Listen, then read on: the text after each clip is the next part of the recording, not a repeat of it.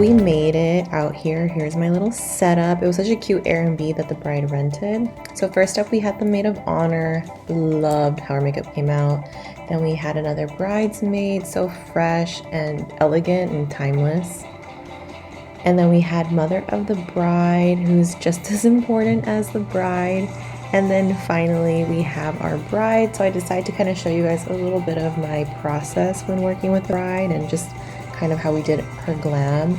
So I first start off by priming her eyelids, and I like to work on the eyes first because I've said it a lot of times before on my previous tutorials that it just keeps the skin nice and clean. And I feel like when you kind of get the eyes out of the way, it takes a big chunk out of the time to do the makeup, like just getting the eyes done first.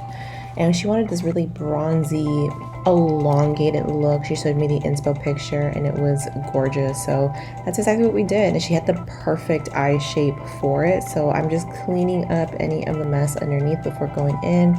We lay down foundation. We are cream contouring. For my brides, I like to do it all when it comes to the makeup, if that's what they're feeling as well, which she for sure wanted the full glam. So we were all about it.